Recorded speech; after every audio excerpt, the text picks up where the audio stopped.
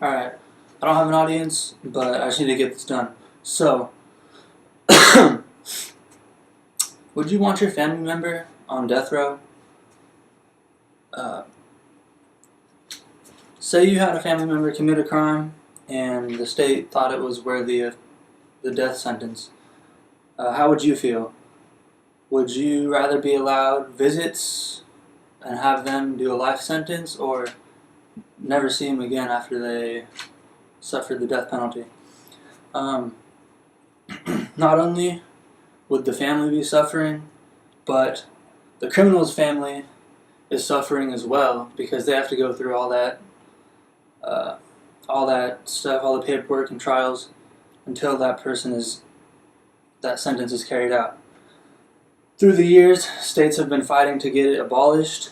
There's a total of 18 states that have already abolished the death penalty. Since 2000, 6 states have abolished it: New Jersey, New York, New Mexico, Illinois, Connecticut, and Maryland. There's more than one reason it should be abolished. First off, it sends the wrong message. Second off, the time spent on death row from the conviction all the way until the sentence is carried out is long and takes a toll. And also, it increases the chance for a technicality, or like a manipulated jury. Let's start with the common sense reason that the death penalty sends the wrong message. How does it send the wrong message? We're saying, if you kill someone, you get killed because killing is wrong. Okay, it's kind of contradicting itself. States with the death penalty have higher murder rates than those without the death penalty. California, who does have the death penalty, had 1,792 murders in 2011. While on the other hand, New York, who does not have the death penalty, only had 774 murders in 2011. The state using a murder to punish someone who committed a murder, it doesn't make sense. On a substantial note, the time from conviction to the execution is growing longer and longer. The years it takes for the death sentence to actually happen takes a huge toll. The average time on death row is 178 months, and that was in 2010. These long cases affect taxpayers. Since 1978, California has spent over $4 billion on the death penalty alone. If the sentence was banned in California, it would change the annual money spent, which is $63.3 million. It would cut it down to $11.5 million if the death sentence were changed to a life sentence. It also affects the inmate.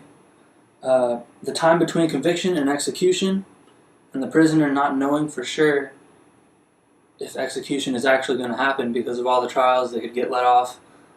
And that can cause immense mental anxiety, amounting to a great increase in the offender's punishment.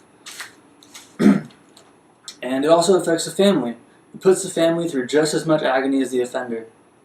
Are they receiving the death penalty, or are they receiving a life sentence because this time from conviction to execution is so long? And now, my final point is that the death penalty trials have an increased chance of technicalities.